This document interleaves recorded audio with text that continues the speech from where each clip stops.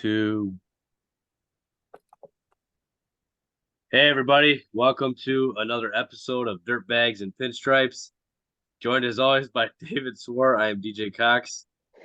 David, I got to start with this. What in the world is on your TV right now? College football, the world's second greatest sport. It's inarguable, and it's bowl season. So it's almost the equivalent of playoff baseball or the NCAA tournament. It's just as much fun.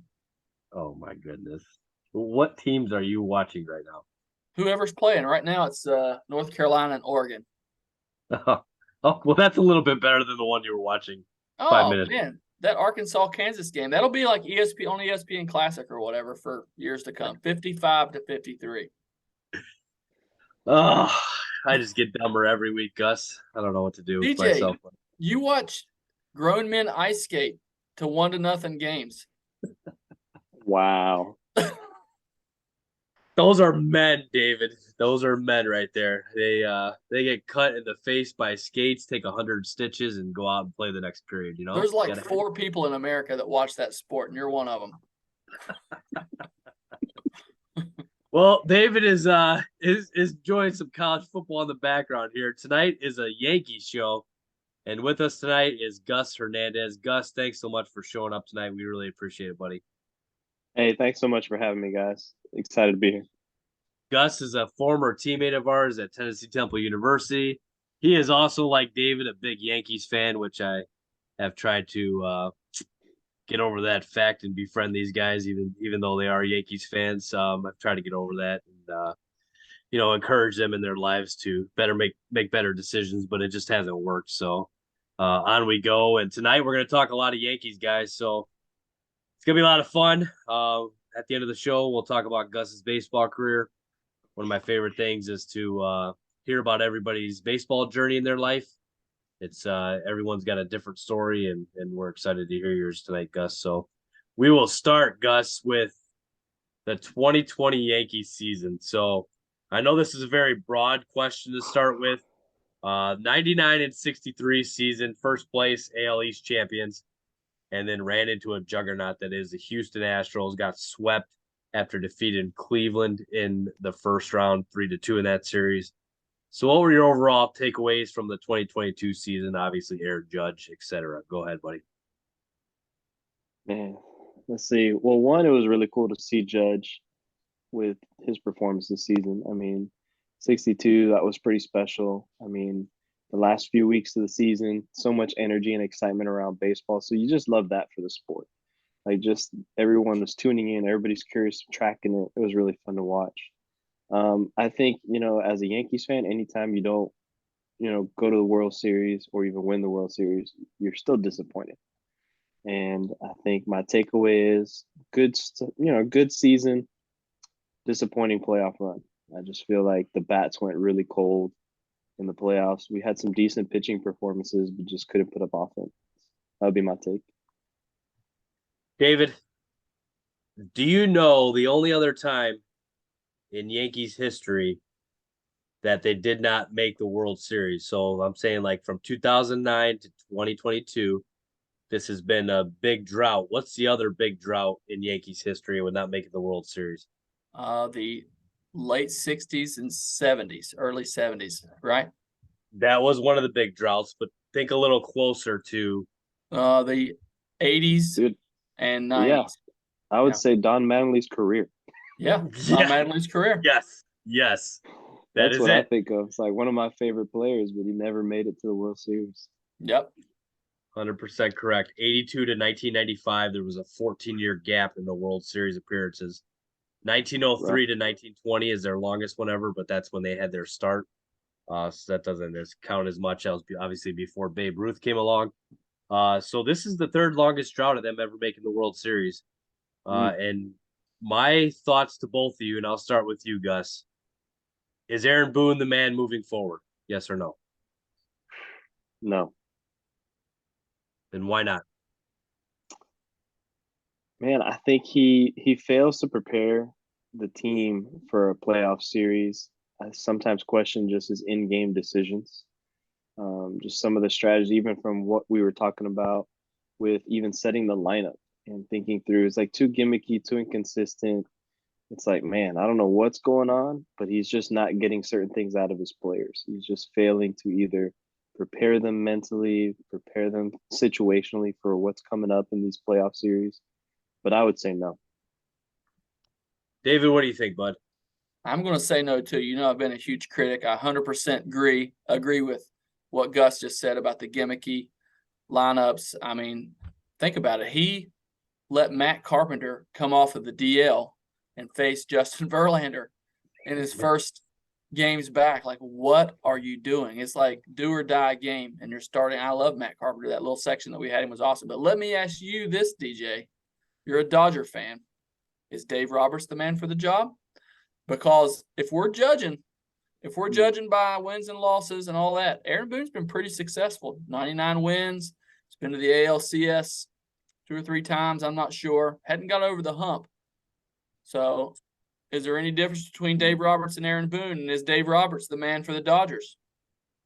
So answering that question, 2020 they did win it all, so I do think that buys you a little bit of time, but I do understand your question because you look at a team like the Dodgers and all the success and all the money that they spend, and this year was an absolute collapse, and that should have never happened. And that is a lot on him. There was a lot of things he did this season that cost them a shot at what should have been a World Series title. So you got to hang that on him. I do understand that questioning, but I think when you win a World Series just 2 years ago, which seems like an eternity ago, he bought himself a little bit of time. But I think it's starting to be a thought that maybe he's not the guy moving forward. So that is a good question. Kind of sad though, right? I mean, like how easy it is to forget. Like Yankee fans, we'll talk about this later. We're really spoiled. The 2000s and late 90s, like really spoiled Yankee fans to the point that like if you're a Cubs fan, you're pretty pumped if you make the playoffs, right, DJ? If you're a Yankee fan and you don't get at least to the World Series, it's a utter failure. If you talk to most Yankee fans now, it's just like last year was awful, and you just reeled it off. 99 wins and first place. And so, like, I'm not defending Boone, but I'm saying Yankee fans need to back away from the edge a little bit. Now, I'm gonna get into that here a little bit more later. Yeah, it's tough. You guys are in a different spot as Yankees fans. You're spoiled. Let's just be honest, okay? You have 25 World Series championships. That is a spoiled fan base for sure. 27. I think it's 27. Yeah, it's 27. Just want to make sure we got those last 2. Don't short us, DJ. I mean, A-Rod finally paid off for something. 27. Sorry, so that even makes you more spoiled. So, yes. So out of those 27 World Series teams, so Gus, I'll start with you. What is your favorite team of all time for the Yankees and why? Which team? Was it the team that finally won it all in 96 for you, or? Yeah, 96 team is probably my favorite. I think, at that point, I was really into watching the playoffs with my dad. And that series was just so epic because, being a Yankees fan through the 80s and 90s and them never making it to the World Series throughout most of my childhood and early teenage years, they finally make it. But they're up against this, like, incredible Atlanta Braves team what an incredible starting rotation. I mean, think about those pitchers, right? And just even the hitters they had. And seeing the young Derek Jeter, the young Jorge Posada, the Bernie. I mean, that back then he was a backup. But I mean, just thinking about Bernie Williams, like all these young players that were coming into their own. But you have the mix of like a Paul O'Neill as a veteran, right? It was just such a cool team to watch. Just, the catchers, Girardi, Jim Leyritz with the pinch hit home run. I mean, just like, what a series. To me, that's probably my favorite World Series that I've watched with my dad for sure. We were glued to that series. We did not miss a game. David, what about you, buddy? Yeah, 1996 definitely kind of broke the curse or whatever. But all those teams were fun, and they all just had different characters, different things that went on during the season. The trade deadline back in those days was super fun. My favorite trade deadline ever was the one they traded for Darryl Strawberry. That was pretty sweet. I believe 96 was the year they got Cecil Fielder. That was really cool. at the trade deadline. Ruben Sierra, one of those years. I don't remember which one it was. I'm not good at remembering stuff like that, but there was just some, some really cool additions to those teams. But 96 is my favorite. Like Gus said, all those guys that played bit parts, Charlie Hayes, guys you don't even think about, you know what I mean? Joe Girardi, like you mentioned, Shane Spencer, Chad Curtis, guys like that. Chad Curtis, yeah. Those teams were fun, man. Dude, in the late 90s, you had, Brocious coming up huge. Yeah. I mean, just some awesome role players that would Mark step Whitten. up big. Oh, my goodness. Dude, it was so fun. Yeah. We finally got exposed to Mariano Rivera coming in after Wetton. Oh, yeah. It was a really fun time to be a Yankee fan, for sure. Definitely. Dynasty, not to say the least. And Charlie Hayes caught the out in, I believe, the 96 World Series, the final out, David, correct on that, right? That's correct. Mm-hmm. And now his son, Key Bryan, plays for the Pirates, so that's pretty cool as well. But yeah, man, those were obviously a dynasty, a juggernaut. Those guys were unbelievable for many, many years. So, Gus, talk about who are some of your favorite Yankees players growing up? Who's your all-time favorite player and some of the guys that you looked up to the most? Yeah, man. Growing up, growing up in Miami, we had the Fort Lauderdale Yankees for spring training. So I grew up watching Don Mattingly in spring training. Just loved watching him play, loved his swing, his work ethic. I mean, just a great Yankee. Then I got to see, the rise of Derek Jeter. So he quickly became my favorite player after that 96 World Series. And, I was also a middle infielder, so just loved watching the way he played short. And I played shortstop in high school and then second base in college, but just really loved his approach to the game. The clutch factor. He was always calm. He was always like focused. And there was something about his persona that you just loved him and you wanted to like perform and be like Derek Jeter. So I would say Derek Jeter for sure was my all-time favorite Yankee. Prior to him, Don Mattingly for sure. Old Donnie So baseball. before I get to you on this one, David, I gotta admit something to you, and I don't know if you saw this or not. I know David did for sure, but the ESPN just did a 7-part documentary on Jeter. Did you see any of that yet, Gus? I haven't seen it yet. The captain.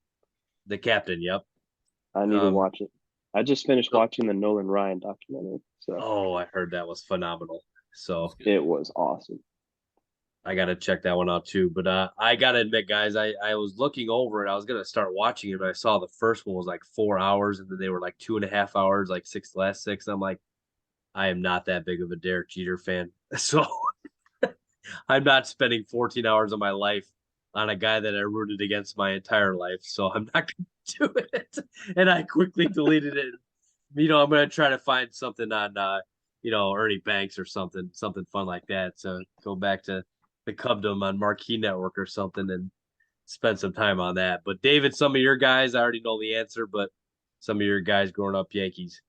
I was a huge Don Mattingly fan as well, but I really love the guy that replaced him, which was Tino Martinez. He was my favorite Yankee there for a minute. A lot of big clutch hits and stuff, especially in the playoffs. I got to see. The only time I went to the old Yankee Stadium, he hit a home run when we were there. So love Tino. The Andy Pettit, Mariano Rivera, Paul O'Neill, all those guys, man. Bernie Williams. And it was really cool that those guys stayed around and stayed together for so long. That's another thing that made those teams fun. For sure. Gus, question for you. Have you been to old Yankee Stadium, new Yankee Stadium? Yes, no, and when? Yeah, I got to go. I've been to both. I got to go to the old Yankee Stadium and see Mattingly play. Then I got to go back and see Derek Jeter play. Dude, it was funny when I went back.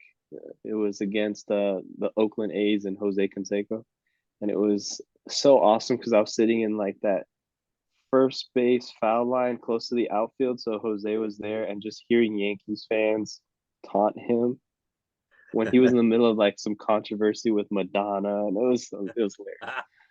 It was just epic to hear Yankees fans just the stuff that they would say. But dude, I've been to Wrigley, and I can say that Wrigley, let me tell you, them Cub fans can talk some good smack. That was also incredible. Probably one of my favorite sports moments was catching the game at Wrigley. And then I've been back to the new Yankee Stadium about 3 times with my dad. We try to do every couple years. We try to catch the Red Sox Yankees series in New York together as a father-son trip. And so our last one was right before COVID. So 2019. We were scheduled to try to go again in 2020, but with the pandemic shutting everything down, we didn't make that trip. So we're due for another one. I'm down to go back. That's awesome, man. And of course, David, go for it, buddy. Yep, 1995 or six. I can't remember. I think it was five. Hideki Arabu debut. That was the old Yankee Stadium. The time I went, they played the Tigers. I guess it would have been 96 because Tino was playing. And then got to go this past year to New Yankee Stadium to see the Yankees Red Sox. We did a show about that. It was hilarious. Good times. Looking to go to Fenway this year, actually, DJ. I don't know if I told you that or not, but I'll try to go to Fenway this year, so that'll be interesting. I still see the haven't been to Yankees? Fenway, man. Haven't been to Fenway. I haven't either. Well, I don't know if we'll see the Yankees or not. It'll just depend. I'm not sure. It's going to depend on when the week falls, when we can go. So behind me, Gus, is a ballpark map that I have. Every Ooh. ballpark that I've been to is checked off on this map here. I'm getting close. I'm about halfway there. Fenway, like you guys just said, is one of them that I've not been to. I've not been to New Yankee Stadium yet. I have been to the old one. Me and Nicole literally flew in the last year of old Yankee Stadium. We stayed for like one day and we're out of New York and back home to Chicago in a matter of hours, really. And for the first time in my entire life, Chicago felt very, very small. And that's saying something with how big Chicago actually is. David saw that when he came through, how big Chicago actually is. New York makes Chicago look minute, and that's the only time in my life I've ever felt like that. I had no clue how to do the subway system. I had no clue how to do anything. Somehow we made it to the game and saw a lot of fights. Blue Jays fans were getting beat up left and right in the stands. There's so many police officers in the stand. It's unbelievable. It's a huge, different atmosphere. It's a crazy part of town. It's a really cool experience to go to the Bronx to watch a game. So you guys definitely have a good fan base. Yeah, I think my favorite was Jeter's last season. Is my dad and I made it a point to go to his last series against the Red Sox in his final season before retiring. And he played absolutely amazing for those two games that we were in town for. It was just awesome. He was so clutch. They were both close games. Yankees won both of them.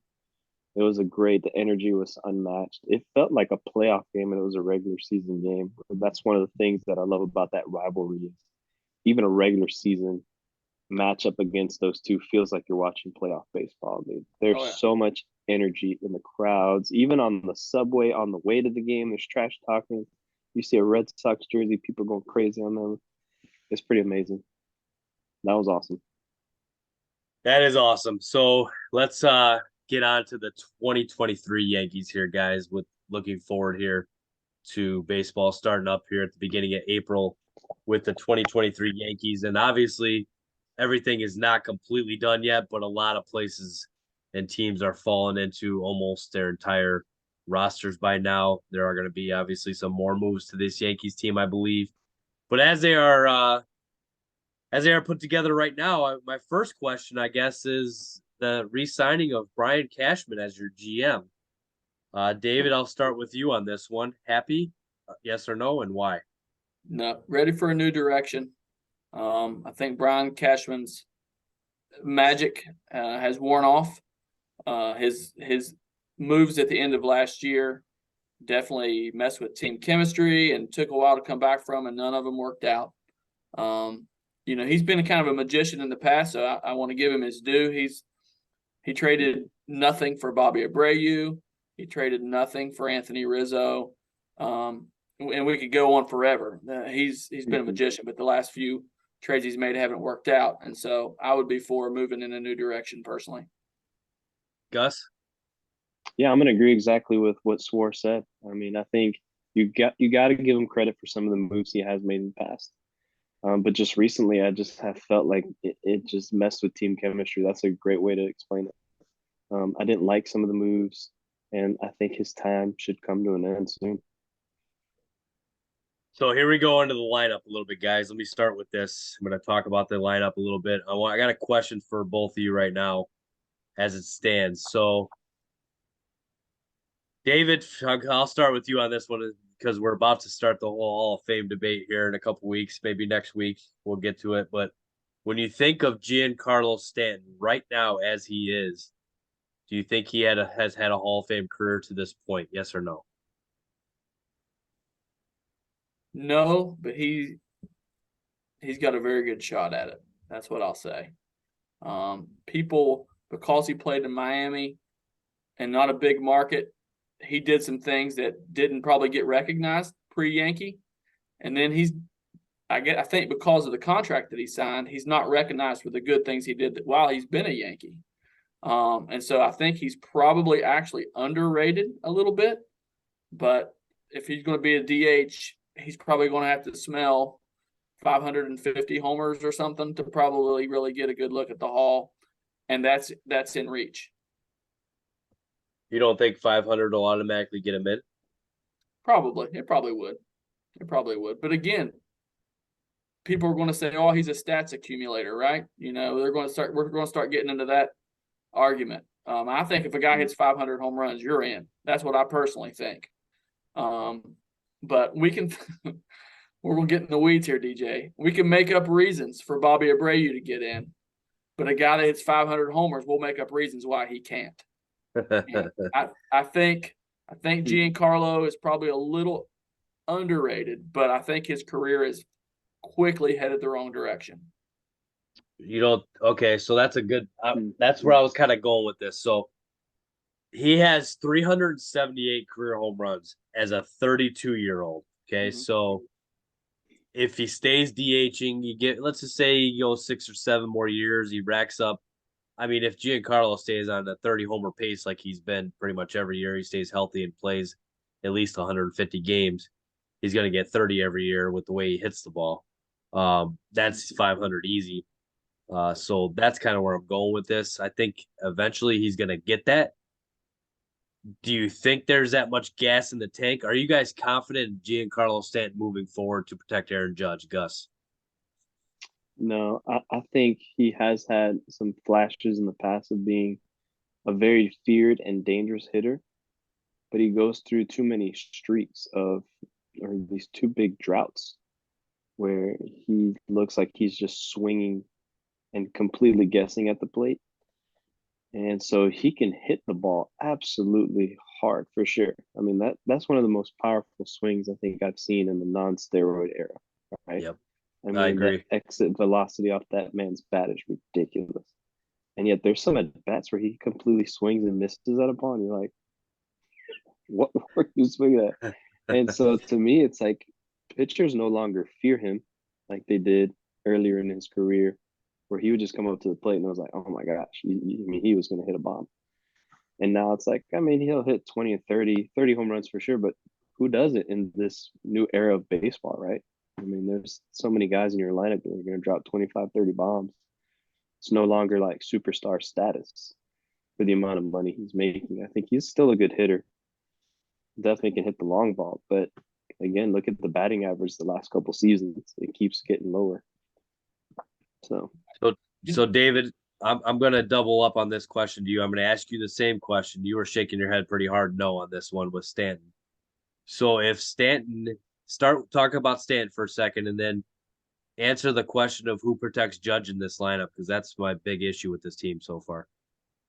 So I'm going to give my irrational defense of Stanton here real quick. Year before, 2 years ago, 273, 35 homers, 97 RBIs, 516 slugging percentage, 870 OPS. Those are really great numbers. And so you wonder, Stanton's had a lot of nagging injuries, particularly with his legs. Was he dealing with something last year? Does he still have gas in the tank? I don't know. If he's locked in, we've seen him be locked in, especially in the playoffs a few times. He is a great protection for Aaron Judge. But if I'm a pitcher, I'm pitching around Judge and pitching to Stanton all day long. All day long. All day. So I guess that's the problem, right? Yeah. I think it needs to be Rizzo. Problem? What is it? That's the Yankees problem needs to be, right? Yeah, Rizzo? for sure. No, I think Rizzo needs to be the guy that protects Judge. Because it can't be Stanton. When Stanton's after him, people were pitching around Judge to get to Stanton, especially when he was going through those droughts because he would just swing and miss at all these pitches. I guess here's what I'm And going to say. How do you protect yeah, the guy that hits 62 homers? Every hitter in the lineup and almost every hitter in the league is worse. So, like, you're not going to choose to pitch to anybody, or, over, or you're not going to choose to pitch to Aaron Judge over anybody. So I see what you're saying, that he needs protection in the lineup, but he didn't have any this year and he hit 62 bombs. So I just don't think I don't think you're going to find any real quote unquote protection for him. There's nobody in that lineup that's in the same stratosphere. And I guess the guy closest to it would be Stanton. I mean, the guy that's got the most opportunity to be like Judge that's in that lineup currently is probably Stanton. So I guess he's the best protection that they have. I love Rizzo too, by the way. And we talked about this off air. I think the death of the shift is going to be a big deal for him. But in that lineup, there's nobody that's going to quote unquote protect Judge. Yeah, Rizzo hit 32 bombs, which was second on the team. Giancarlo 31. Giancarlo and Rizzo had pretty bad batting averages, but like you were saying with Rizzo, he's not that bad of a hitter. I think that this shift thing is going to help him a lot. For sure, that's a very good point on that. Guys, I'm going to start with you, Gus, on this one. Believer in Glaber as your guy at second base. What do you do with Gleyber Torres? 24 bombs last year, 257. Not a terrible year, but at times disappeared. So what are your thoughts on Gleyber? man, I'm still trying to figure him out. There are moments where you think, man, he has so much potential. This could be the guy. And then sometimes he'll just make either like the most random error or just like a mental mistake, and you're just kind of like, what in the world? And he has these flashes of brilliance at the plate, and then like you just said, you go through a crazy drought.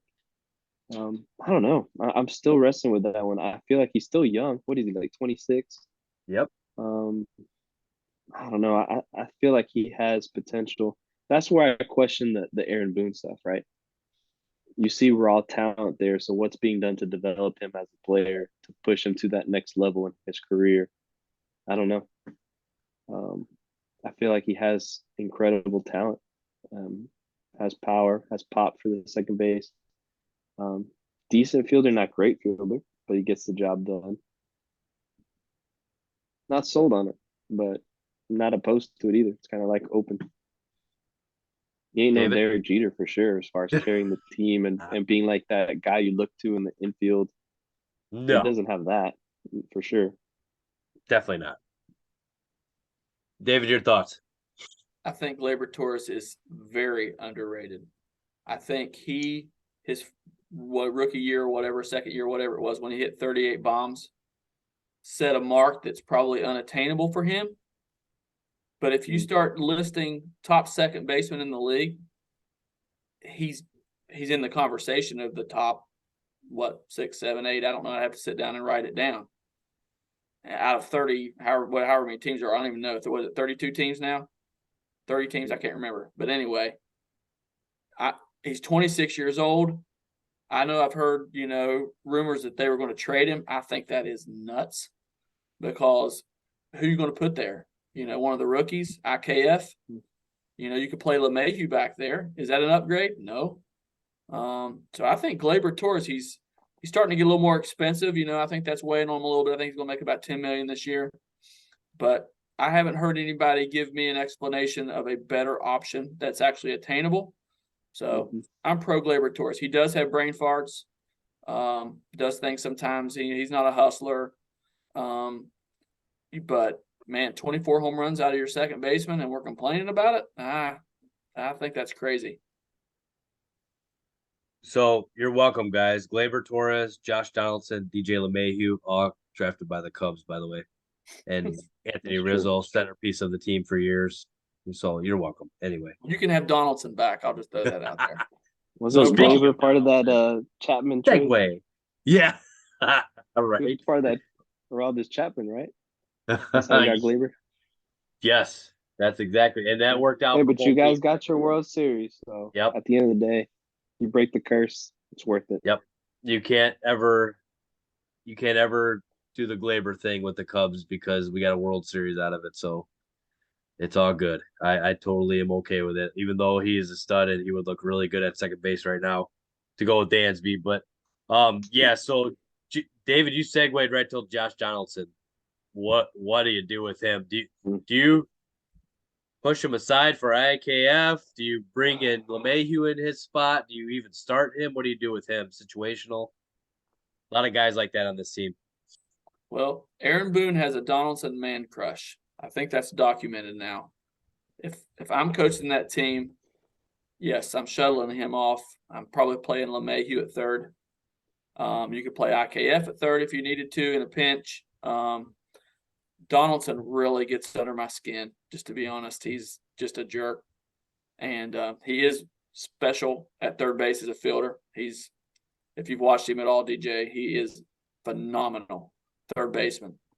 But he is a black hole hitting. And so I would be for playing LeMahieu there next year. Gus, I almost felt sorry for Donaldson in the playoffs with the way he was hitting. He was one of Flailing. the You can't even call worst. that hitting. Dude, he Wow. hit a $170 in the playoffs. A $172. So what do you do with him, Gus? I, I don't like him at third, man. I think that's either where if you're going to get a $170 out of someone, I'd rather develop a young future player and just give him the experience and reps than Yeah. sit there and try to hope to resurrect somebody's career and hope that he like snaps back into it. To me, I'd play a young guy. All right, so your catching situation, I wanted your opinions on this, guys. I don't really know too much about either of these guys, Jose Trevino and Kyle Higashioka. I'm slaughtering that name. Higashioka. Higashioka, thank you. So I am not very familiar with either of these. Higashioka, I believe, is better defensively. And I don't know if either of them are very good offensively. David, why don't you start with the catchers and talk us through those two a little bit? The Yankees did exactly what I was hoping that they would do last year, which was get a defense-first catcher that could hit about 250. And Trevino, I love Trevino. He's actually pretty clutch. A ton of clutch hits. He's a phenomenal defensive catcher. Our ERA went down because of that. Great move. I love him. Higashioka is a little more power threat with the bat. Also good on defense, but strikes out a ton. He's a good backup catcher, but I like their catching situation. Gus, what are Wait, your didn't thoughts? Trevino win the Gold Glove for catcher? I don't know if he did or not, but if not, he should have been in the conversation. He's phenomenal. He's phenomenal. Dude, I heard he had like one of the highest percentage. What is it when you frame a pitch and you get a strike called that's really a ball? I don't know. There's Yeah. like some stats that can do that. He led the league this year in framing Wow. pitches for strikes.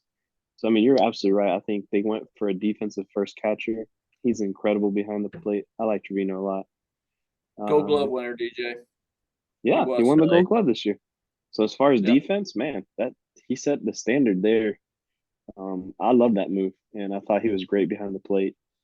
Frames the ball exceptionally well. Swore you as a pitcher, you know you love that. It's like a Oh, catch that after sets it up watching beautifully. Gary Sanchez with all the pass balls, man, it was unwatchable. I could not wait for them to get rid of him. Me too, man. It Trevino's was a real getting on deal, my man. nerves. Yeah, Guys, I like it. Gary Sanchez is still out there, by the way, and you think that that's a coincidence? I don't think so. Um, No, there's a reason Minnesota why. Minnesota ended up DHing him.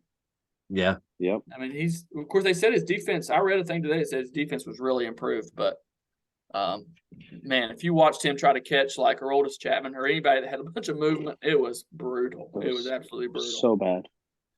Yeah, tons of pass balls. Yeah, So, guys, Harrison Bader is your center fielder. Do you like it, Gus? dude, I love that kid. He was amazing in the playoffs. He had like 5 home runs, clutch. He had a spark that he brought to the team that I really liked. Kind of, kind of something that brought back flashbacks of back in the day of just some of the outfielders we had. They weren't like these powerful superstars, but they did the right things in the right moments to spark the Yankees to wins. That's kind of the vibe I'm getting from Bader. I like it. You know, he's going to play his role well and give you everything he's got. I like him a lot. David, I know you were a fan of his defense for sure. Mm. What about the bat? Is the playoffs just is that something he just caught fire on a little bit, or do you think he could be a little more consistent in 2023? Yeah, I mean the playoffs was an outlier, but Gus used the right word, which is spark. I'll use the word swagger. You know, you need somebody like that on your team that's just got a little bit of gumption to him. And Bader brought that up. To be honest, I hated the trade at the time. I hated it. I love Jordan Montgomery. That's one of those chemistry trades where I think the Yankee players were actually upset at the time. But yeah, Bader's going to be a good player. I don't think he's going to be like 25 homer guy or anything like that. But you know, just a solid regular, plays good defense. I like him a lot. Mm-hmm. Yeah. All right, guys. So I'm going to talk about three of your highly projected prospects here, and two of them are projected starters. It is Waldo Cabrera as your left fielder, Oswald Peraza as your shortstop, and Anthony Volpe is also another shortstop that is in the mix there for who's going to start at shortstop. I don't think Volpe is coming up right away, if I'm not mistaken. David, can you clear us up on the shortstop position right away? Hey, Michael Kay said today on his show that Volpe was told that they were going to let him compete for the job. Wow. So I loved Peraza last year. This is where I start getting aggravated at Aaron Boone. Peraza hit 306 in the month of September, played a lot better shortstop than IKF did. He should have been starting in the playoffs. I never understood that move. They would act like they were afraid to give him a chance. Oswaldo Cabrera is didn't play outfield at all in the minors. Comes up, he's one of the best defensive outfielders in the league. I don't know why when they talk about Yankee left fielders, why going into it right now as it is, it's not his job. I really don't understand it because they're talking about Aaron Hicks and all this crap. I mean, Cabrera was a lot better hitter and a lot better fielder. So to me, it should be his job. It should be a no-brainer. It's a no-brainer. And they keep talking about, well, maybe we'll trade for David Peralta. I mean, no offense to Peralta, but he wasn't any better than Oswaldo Cabrera last year. Just play that guy, you know? Yep. And if it doesn't work out, they can always trade for somebody. They still got Hicks on the bench. So I'm a big fan of all three of those guys. I think that's one of the reasons that Gleyber Torres is movable in their eyes. They picture Peraza and Volpe being the second baseman and shortstop of the future. And I do too, but I think they better hold on to Gleyber a little longer until they figure that out. Peraza being the second baseman and Volpe the shortstop. Is that what you're talking about? Okay. Yeah. Gotcha. So what did Cabrera come up? What did Cabrera come up as initially? In the minors, he played second and short, and they brought him up and were just kind of using him as a utility guy. Again, spark. He plays with swagger. He plays with a little bit of flair. His bat cooled significantly as the season went on. So, but I think he still hit like 250 with 6 homers. I can't remember the exact stat, but like I think he was worth like 8 defensive runs saved in the little bit of time he was up. I mean, it was a phenomenal number. They literally played him in about every spot. And they're wanting to keep him in that super utility role, and I understand that. But let the guy play, man. I like him a lot. Yeah, so I've heard a lot about Volpe being the big guy that you guys have kept. The Yankees are notorious for trading prospects for current pieces. It's what they do. You know, they do bring up obviously some of their farm guys, but it's few and far between when you can basically just go get whoever you want, use prospects to do it. Volpe's been untouchable for a long time for them, and seems to me like he's the guy they've been waiting on for a long time. And so it'll be very interesting to see. I did not hear that today, but the fact that he's got a shot coming into this season is going to be making it very interesting and going to make certain pieces of this puzzle maybe move around a little bit more than we thought. So the Yankees have got a lot of different options here, David, and that's where a manager comes into play. And how do you piece all these good pieces you've got, all these different situations you can do defensively? You got to make it work with this payroll, and that's what's on Aaron Boone right now. And that's a tough job as a manager to figure all this out. Gus, what are your thoughts on that? Man, you bring up a good point. Something that you just triggered a thought when you were talking earlier about the droughts between the Yankees, going to the World Series, and what led to that spark in the late 90s, early 2000s. The core of that dynasty were guys that came up through their system, and they weren't landing this huge free agent. Where now we've traded away the farm system over the last decade to try to get these big stars, big players. So they finally have held one of these guys back in their system. Volpe seems to be an amazing prospect, but maybe that is something interesting that also shows why maybe we need a future in a new direction with Cashman and even Boone is maybe take a different approach. I mean, obviously depleting your farm system to go after these big deals hasn't paid off. Maybe you got to start just keeping more of your prospects and raising them up and giving younger players a shot to prove themselves and raise them up. So that's kind of my take is we've tried one method. It didn't really work out well. Maybe it's time for a new direction. Well, the thing that kills you about Boone, going back to the playoffs, man, you knew what IKF was. You know what I mean? Like, he was mediocre fielder, average or below hitter. So you knew what that was going to be, what the ceiling was. No power. Peraza comes up, plays great for a month, and then the playoffs start, and it's like, oh, we're going back to this guy. Well, what's the worst Peraza could do? You know what I mean? Like, you're just playing the odds here. Like, well, is his worse going to be worse than IKF's?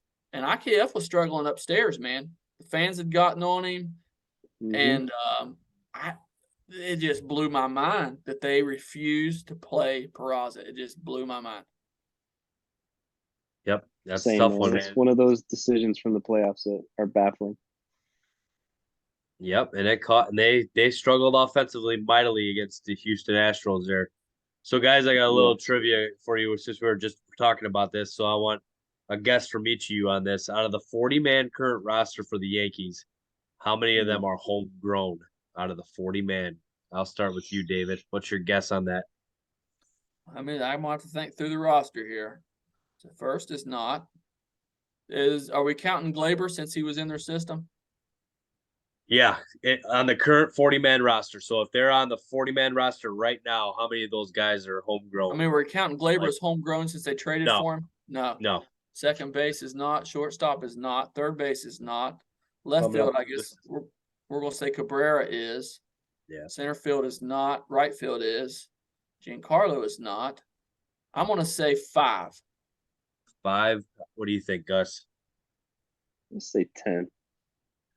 10's a little closer. There's 14. So a lot of those guys, David, are off of the 25-man roster. Oh, 40-man roster. 40-man. Yeah. My bad. 40 man. No, it's okay. But yeah, out of the current 25-man roster, you're probably a little closer, David, on that for sure. Yeah. I wasn't thinking 40-man. 14 out of the 40, and then 17 are through trades. 17 of the 40. That's what I was just talking about with you guys. That's just the way they do it. You know, they go trade for guys.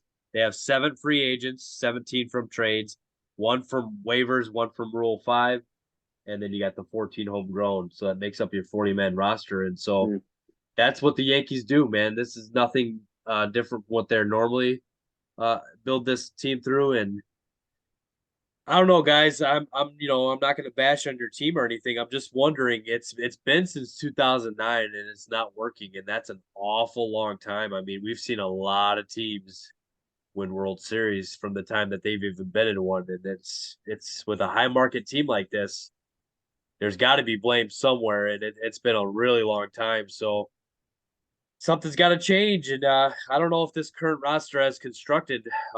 Gus, are you happy with what they've got right now? We're about to get into the rotation here in a second. I know that's a big part of it too, but are you? I like the addition. I like the addition of Rodon. I think the big question mark for me is the closer spot.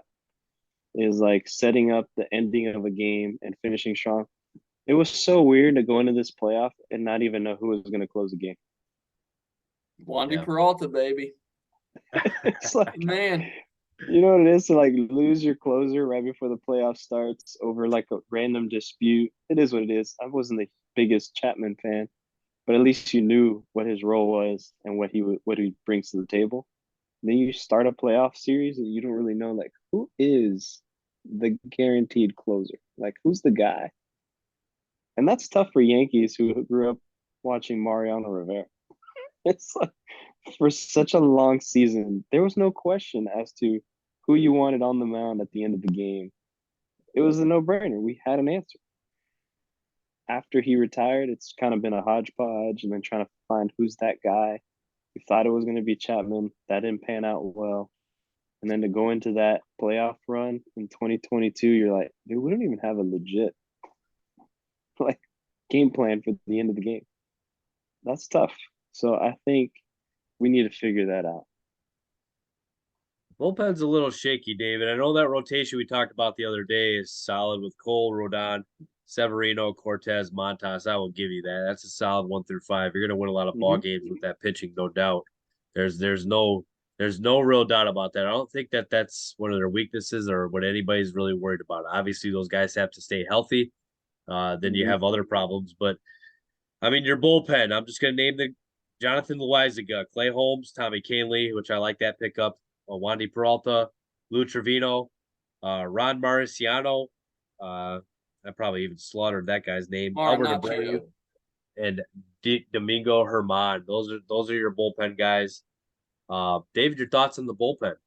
Listen, this is where if you watch college football, everybody's gonna know what I'm talking about here. You say, "Not so fast, my friend." Lee Corso.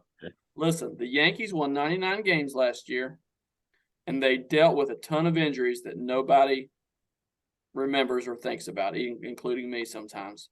The Yankees had a lockdown bullpen without Chapman in it. When they had Michael King, who's due back early in the season, complete stud. Loizaga turned it on at the end of the year. He kind of found it. He was struggling a little bit. Marinaccio had a 2.05 ERA last year. He's back and healthy. He wasn't healthy in the playoffs. Wandy Peralta showed what he could do. Lou Trevino has been a horse. Tommy Kahnle has been a horse. And Clay Holmes was the best closer in baseball until July of last year, and he kind of started having some hiccups there. So I'm not sure what it is. The bullish side of me says, look, the Yankees have for sure gotten better. It's not in the place where you want them to get better, which is in that lineup. But there's no doubt. I think Frankie Montas is going to come around. I don't think he's going to be as bad as he was down the line. Rodon is a big upgrade for them in the rotation. The bullpen, I think I'm cool with it. They don't have the big name, but I think in the end it'll be solid. And as far as the Yankee lineup goes, what happens if Stanton does turn into Stanton of old? What happens if Donaldson does find it? What happens if Rizzo's suddenly hitting 275 instead of 210? You know what I mean? There's a lot of what's a full season of Harrison Bader going to look like over Aaron Hicks? So I'm still bullish on the Yankees. I mean, could they get beat out by the Blue Jays? Sure. That's a tough division. But I think the Yankees are going to have a good team. It wouldn't surprise me at all to see them top of the division again. And they'll make some pickups at the deadline like they always do when they need them. So I'm bullish on the Yankees. Scott Frost will be back in that rotation or that bullpen as well as an option picked up from the Cubs there as well.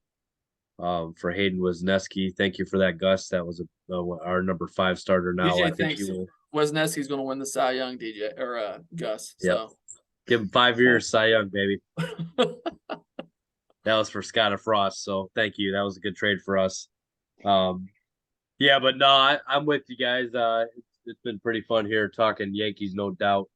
You guys definitely are in a better spot than the Cubs are. I would give you that for sure. So, but Gus, here's a little transition here to you now. So I kind of wanted to talk about your career here tonight and get into some Tennessee Temple baseball and your playing background for sure. So start with high school. Because nobody really cares about T-ball. Let's just be honest. I don't really want to hear your T-ball stories about how mommy tied your shoes and you were the best hitter off of a tee. We could skip those years and we could go to high school. And my first little section here, you're 4 years in high school. Where did you play? Who did you play for? And how good was the team? And then you can wait for me before you transition to college. So go for high school first. Yeah, so I played in Westwood Christian School, and so it was a private school in Miami. The way Miami does high school is like there's not really like different leagues. It's just every school plays depending on the size of the school. So we were in the class 4 3A, and 2A. They just all those schools would play each other in baseball, and then they had a class 5A and 6A for the larger high schools that were like 5,000 students, 6,000 students up. So our school was about 1,000 students, and so we played other schools, public, private, didn't matter. You're just in that 2A, 3A level, and that's who your schedule was. So we played a lot of good competition all over the city of Miami, just in schools your size. Some of our rivals, Westminster Christian, that's where Alex Rodriguez went to school. Great baseball program there. Florida Christian was a powerhouse back then. A lot of schools there were going D1, and some were getting drafted and going pro. Gulliver Prep, big private school in Miami, produced a lot of MLB guys. So yeah, competition was intense. It was great. For me at my high school, Florida had this rule where you can play varsity even if you're in middle school. So I started Wow. varsity as an eighth grader. Wow. Because our middle school and high school are on the same campus, and so I was playing varsity baseball at eighth grade, and so I had a 5-year varsity career. So it was fun. Fantastic, man. So Um, how was your teams overall? Pretty good. We made it to the regionals several times. Never got to win regional champs. Always got knocked out by Florida Christian or Westminster. So that was always tough and painful. But we had some good seasons, some good players. I made second team all Dade County. Um, thought I had first team locked in. Man, I had one of my best years was my junior year. I hit 465. I was just locked in. It was great. But the guy who won first team was drafted straight to the pros. So at that point, you're like, well, I mean, the dude signed $1 million contract. So I guess, first team all Dade County is David Espinoza, and I got second team all Dade County. So that was kind of a bummer. It's like, man, I felt like that's the best I've ever played. I'm thinking like, yo, I got a good chance at winning all Dade County, a county of 4 million people. So it's like, dude, this is gonna be amazing. And then to get second team, I was like, dang it. Like, what else I got to do? But that man hit like 5 something, dropping bombs. He was more built like A-Rod, just a huge shortstop. So I'm like, all right, I'm not dropping bombs. I'm 5'9", 5'9", a buck 65. So very different. But I had fun, man. We did good. That's awesome, man. So transition then after high school, what was the recruiting process like for you, and how did you end up at Tennessee Temple? Man, that's a wild story. So I had done a campus visit to Duke University, and then Elon, and then Campbell University in North Carolina. So a lot of the schools in the Carolinas were the ones doing most of the recruiting. And I was originally wanting to study pre-med, and so I was leaning towards going to Duke University. And then like a few months before I graduate high school, I like have this just experience where I feel like I want to change what I want to pursue. And I experienced basically a call to ministry. Like, there was no doubt in my mind that in that moment, I knew that I wanted to pursue a full time career in ministry. Now, I still was very early in that calling, so I didn't really know what that looked like. And nor had I really looked at any Christian universities. And so I'm just trying to process this 2 months before I graduate high school. I was also the valedictorian of my high school. So I'm like talking with my headmaster and my guidance counselor, and they're ready for me to like get ready for graduation. They want to announce where I'm going to college. And I'm like, I have no idea where I'm going to go, but I'm not going to go to the other schools I was looking at because I was mostly looking at pre-med programs. And I I set up a meeting with my pastor to tell him what I'm kind of thinking. And he's like, hey, there's this guy who's actually coming to preach in chapel.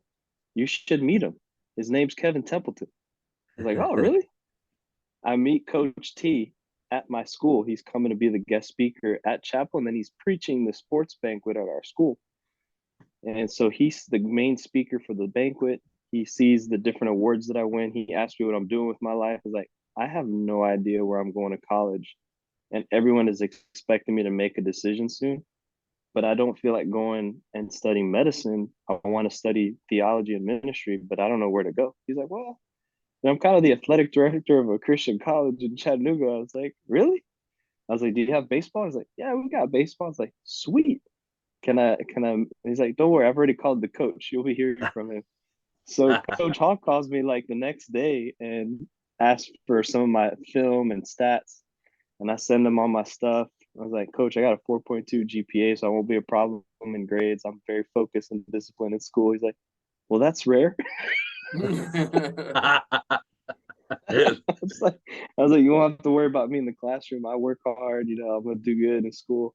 He's like, well, how do you do, show me some of your stuff. And so I sent him some stuff, and man, they called back and basically offered me a scholarship to come to TTU. And so I got connected then to Roger Stiles, and Dr. Stiles offered me the presidential scholarship for academics. So I had a full ride for academics and then a partial baseball scholarship to help with the room and board. So it was a huge blessing. And that all happened within like 2 weeks of me graduating from high school. I went from like not knowing where I was going because everything that I had originally started the process with the recruiting, my campus visits, was in a completely different career path. And then after I received like this calling and direction of wanting to go into pastoral ministry, I was like, well, it makes no sense to go to Duke or Elon and Campbell University if I'm going to choose this other career path. But then something inside of me didn't want to give up baseball. So I wanted to find a Christian college that had baseball. And TTU basically was introduced to me that same week that I was going through all those questions and had never even gone to visit. Showed up. Like I had been through Chattanooga one time on a family vacation when I was 12. So I didn't know anything about the city. I was like, yeah, this sounds awesome. Let's do this. And so there I was. Wow. So you arrived at Tennessee Temple University in the fall of 2001. So starting with that, talk about your career at Tennessee Temple University and how it went for you as far as what position you played, what years you were starters, how the team was, etc. Yeah, so I came in 2001. After fall ball, I thought I had a really good chance of starting at second base. There was a senior already in second base before me, and so I remember having a heated exchange with Coach Hall after a practice, feeling like I was better than the other second baseman, and I verbalized it, and it may have not been super respectful, but Coach did a good job of handling this young, arrogant freshman, and I said, man, I just want a fair chance at competing for the spot and just play the better player. But I don't feel like I should just be benched just because I'm a freshman and he's a senior. So going back and forth like that with coach. But it's good. He's like, yeah, but you got to earn your spot. You got to show me that you're better. I mean, he was good. I mean, he went back and forth with me in his office. I remember like we went back and forth. It was good. But then I finally started to split games. So then I was splitting double headers where he would start one game, I'd start the next game. And then I started getting more experience. And so I had a lot of fun playing. I got hurt right in the regional tournament. I tore the ligament in my elbow, turning a double play. Ligament just snapped on the throw. It was super painful, and ended up having Tommy John surgery in the off season after my freshman year. So I had to sit out my sophomore year, but then came back for my junior year, and that was statistically my best year. I made the all region team that year, hit 350, finally hit a couple home runs. I was never much of a power hitter. I was more of a gap hitter, a lot of doubles, but I started to just learn a little bit more about how to control my swing and kind of playing to Engel Stadium strengths. So, we had that short field to right, learning how to take the outside fastball and taking it to right field instead of trying to like always pull everything. And I started to hit more to opposite field with some power into the gap. And that was just a lot of practicing. So I got much better hitting the outside fastball my junior and senior year. That became a strength where it was a weakness my freshman year. I was a switch hitter coming into my freshman and sophomore year, but statistically, I was hitting so much better from the right side that coach told me to stop switch hitting my junior year for a season to see if I would just hit consistently at a higher average instead of going back and forth. And he was right. So I ended the year hitting over 350 just from the right-handed side and not going back and forth. Later, we'd find out that it was my eyesight that was starting to go bad, and I wasn't wearing glasses at the time, but I had developed a strong astigmatism. So when I was hitting from the left-handed box, I couldn't pick up the rotation of any of the pitches. But when I was hitting on the right-handed box, I could see it perfectly fine with the other eye. So, but I didn't know it at the time. But I was struggling with the off-speed pitches. I couldn't pick up any rotation from the left side of the box. So now I wear glasses. But yeah, back then I should have been wearing glasses, but I didn't know at the time. Yeah. So how those last couple years go for you there too? Man, it was good. Junior year, we made an appearance in the Christian College World Series. Won a game, lost a game, won a game, and then we got eliminated in the second round. It was a fun experience. It was really cool. I thought we had a good chance. Ben Foster was a senior that year, was pitching outstanding. He was just a lights out player. Was also crushing the ball. He was our best hitter and our best pitcher. We had a good run. We just lacked some of the depth in our rotation to keep winning different games in that tournament. But it was a solid team. We had some good young players coming into TTU at that time. But we were also about to graduate some of our best players. Ben was graduating that year. Ryan Hill was graduating that year. It was a tough year, losing some really quality players that had carried a lot of that team for a while. So we lost two of our main starters. So the very next year, my senior year, we had a very young pitching rotation. We had three freshman starters that year, so that was tough. There's a lot of inexperience. We missed some of our veterans, those seniors that we had the year before in that rotation of my junior year. Those guys were amazing. So we definitely noticed a big drop off in pitching for my senior year. We kind of had a rough season. We're about 500 win loss record, kind of flat. Didn't do much in playoffs. But my favorite thing about my senior year is my last hit is a home run. Yes. So, Nice. I had to go out Yes. there, Derek Jeter-esque. So I could say my last college hit is a home run. Where was that at? It was at Bryan College. Nice. So, and it was off a former teammate that transferred for his senior year, so it is even sweeter. Oh, even better. Absolutely. I was like, yes. It was good. It was fun. Hey, David, that popped in my mind. Do you remember Martin Ortiz at all? He was pre-me. Okay, so he transferred to Atlanta Christian, I believe, and I hit a bomb off of him, and I couldn't stand that guy. So I kind of feel with you guys. I don't know if you like the guy you hit it off of, but I didn't like the guy I hit it off of a lot. I didn't like him at all. So it made my day when that happened. So it's always fun to Oh yeah. hit homers off former teammates for sure. Oh, it was the Oh yeah. best. It was so fun. So yeah, Gus, it's a pretty awesome career there, man. You were definitely when we recruited you. Um, we had just me and David were talking about this before the show, how we had Casey Caldwell at second base, and Casey, man, he was like defensively for sure. Like just his hands were unbelievable, and he was a really good player.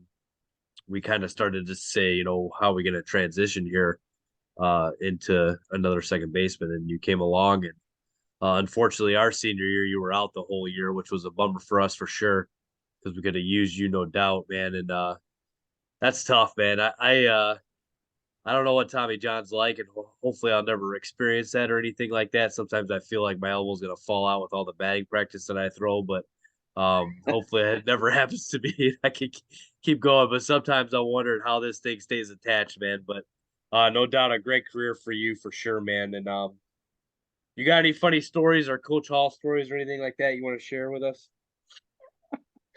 Oh man, dude. There's so many funny stories. Like I had an awesome time. I try to tell people those college years and just being on a team, there's just endless stories. Like we had so much fun together, just between the road trips and even just the practices, right? We spent so many hours together for Yeah. an entire year. And it's just amazing. I was thinking through some of my favorite moments. One, I think Swor was on the mound. All right. I think it's at Huntington. It's a close game. He gets a ground ball to second. And this was in the doubleheader that I was on the bench this game. And the other second base catches the ground ball. All he's got to do is a flip throw to first, but he trips over his shoelaces and face plants. And that's how the whole inning turns in this tied game. And I'm just sitting there like, that did not just happen. Like it should be like a routine ground ball. But you cross over your feet, trip over the laces, and you face plant in the dirt. And I just remember seeing Swor's reaction like on the mound, just kind of like, huh. He was just speechless. Like, all What right, do you didn't see say? that. What do you say to that? Just like I just that remember it was was It was hard. It was hard not to laugh. I mean, I think everybody was just cracking up. It's just one of those like amazing, right? It was so funny, but your reaction, because I just kept looking at you. I was like, I'd be so pissed. I'm pitching a gem. It's like a tie game. This is gonna get me out of this jam. No, he was like, wow, okay. And then another one that was just hilarious. We had this third baseman, Morgan. What an absolute cannon for an arm. I dreaded turning a double play when he was on third, throwing to the second, because he didn't have like multiple like speeds. It was just gonna be, I'm gonna throw it 100% every time. I was like, dude, you don't have to fling it the second at 90 plus miles an hour every time. Like if you're closer, just I could flip it. We'll make the double play just fine without you throwing it 95 miles an hour or whatever. But he just had one speed. And I remember this, we played baseball during the steroid era. I mean, think about Yep. this. Like Oh yeah. everybody was juicing in college. Like so many guys with aluminum bats were just hitting bombs. We played this one school. It was so obvious that everyone on that school was juicing. I forgot how many home runs it was. Do you remember that Tennessee Wesleyan game score? Like how many bombs was it? It I don't was know. like It it's like, was. and it was a short field on a hill, so it already was like course field in the middle of like the Tennessee mountains, Yeah. right? And we just got to the point where we just pulled our starters and pitched position players, and coaches were like, "Man, I'm just gonna throw in our third baseman." And so we're like, "Hey, maybe this will work." I mean, the guy has an absolute cannon, and I remember him getting up there, and he's warming up, and I'm like, "Oh, he's got a legit cannon. I mean, he's popping 90. It's amazing." First guy gets in the box. Morgan throws this fastball. Dude hits an absolute rocket, like a laser. Like if we would have measured exit velocity, like Giancarlo Stanton speed, right? Like just like it was still elevating as it was leaving the outfield fence, right? Like it was still on the way up, and it hits this tree, breaks this branch, it's falling down. I'm just like, damn, what a shot. And then just see Morgan come in the dugout after the inning was over. He's like, he's just like in his country accent. Well, boys, I reached back to put a little extra urine on that one. It didn't work. It's another home run. But that to me was one of the funniest moments, because I'm just like, he's just so funny. But yeah, we had so many good ones. Man, you guys love to mess with the freshmen. So I remember on road trips, we'd always like, oh gosh, is it going to be my turn? That all these upperclassmen are trying to mess with me, but I would stand my ground, and so thankfully I fought off as best as I could. But man, we had some good times. As Absolutely. far as coach moments, man, he was such a great role model. I think a lot of what I saw him, on the field, off the field, just an incredible man, somebody that I look up to and respect. Still to this day, will message him. I loved the way he was a father. Yeah, so now I've got two kids. He was such a great dad. Like, he was very intentional with his girls and his son.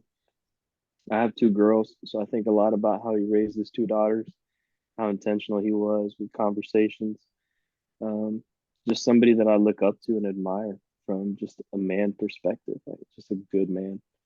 Um, would sit up in the front of the bus or the van when I could get a chance and just talk to him on road trips. Toward my junior and senior year, I would spend a lot of time just asking a lot of life questions and faith questions. Like he helped me a lot. I was fairly a new Christian when I came to college, even though I had this calling. I didn't really know a ton, and he taught me a lot about my faith and taught me a lot about prayer, taught me a lot about fasting. So not just like baseball, but just life, and then spiritual emphasis. Like Coach Hall, it means a lot to me. I love Coach Hall. For sure, man. That's awesome. So he says about you, Gus was the first of the Miami boys. Uh, there was a little run there of some Miami guys coming up to Temple, and he said he remembers when Coach T went down and spoke at the athletic banquet and came back and told me there was a player down there I needed to go after, and the rest is history. He wound up with four guys from there. He said, "What a bunch of characters those four were." Gus was steady as a rock, great team player, great encourager to everyone around him. Enjoyed coaching Gus with everything that I had. Tell him right now I'm sitting in a deer stand. Tell David the same thing. I'm in South Alabama. I'm watching a little spike buck eating in the grass patch. I'm going to let this one go. I don't want to take him. I'm waiting for his daddy a 10-pointer. Oh man, Uh, dude, you know some of my favorite memories were the feasts that we'd have at Coach Hall's house. Oh, man. yeah. He Yeah. was such a good cook, and just the amount of food, the hospitality they'd show our whole team. Would show up to the house, it was and awesome. him and Jenny would just like love our team so much with food and just some fun hospitality. We had a blast hanging out there. So I had asked him who were the 4 Miami boys because I was like, Gus, Marcus are the obvious ones. Hmm. And I was like, Paul Peoples? He's like, Paul didn't play, and he skipped Paul and went I guess it was Art, Artie and yeah, Alex.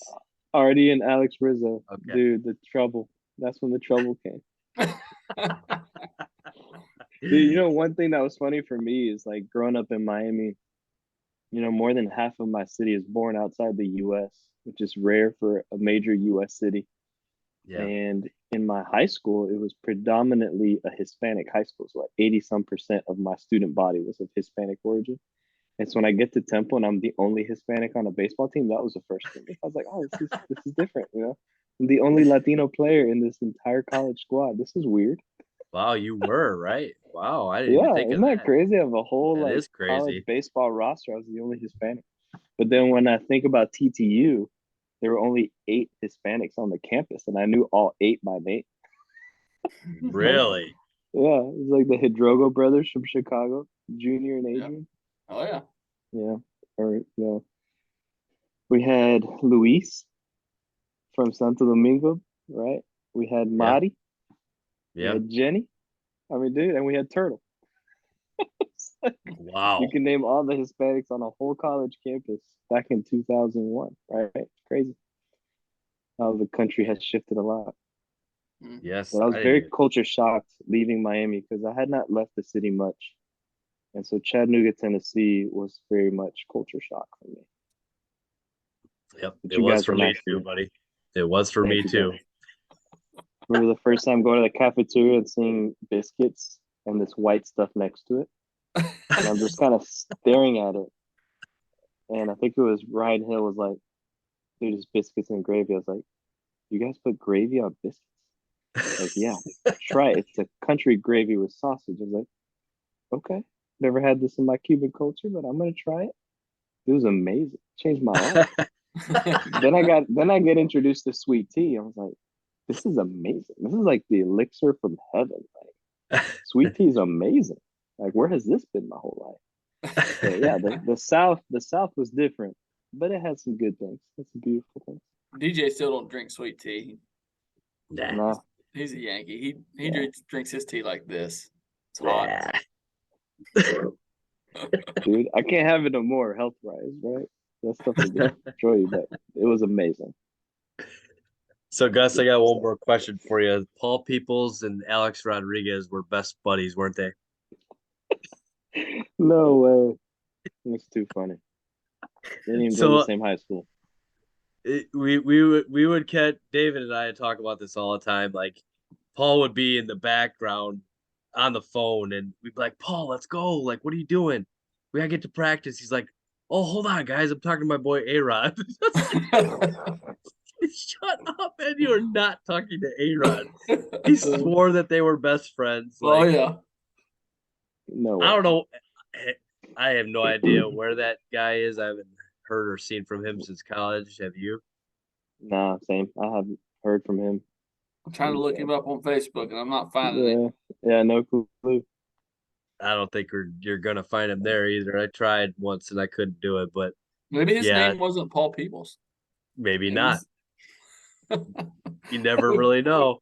gonna have to find him. I mean, dude, for him to be boys with him, just thinking about it, like A Rod is so much older than us. Yeah. Like that wouldn't even make sense. Like, how'd you become best friends when you were in elementary school and he's in high school? Like I remember going to see A Rod play in high school when I was like in elementary, middle school. Like he was the Yep. talk of the town. Everybody was wanting to go see him play in high school. So I finally went to a game with my dad, and he was larger than life in high school too. He was amazing. I believe it, man. He's obviously Yeah. one of the greats to come out of Miami. It's a hotbed for Hmm. baseball. It always has been, always will be. But yeah, man, David, you got anything to add before we let Gus go here? No, well, I guess I do got something to add. Gus got to be we were next door to each other in rooms, and Gus got to be a part of a great musical career, a part of a making of a CD, right there next to him. So we had some hilarious times. I remember a couple times. I've always been an early riser my whole life. I still am to this day. And I would get up. James was an early riser too, and we get to singing. And I remember one day, peck, peck, peck on the door, and it was Gus and Marcus. It was like, dude, what are you doing?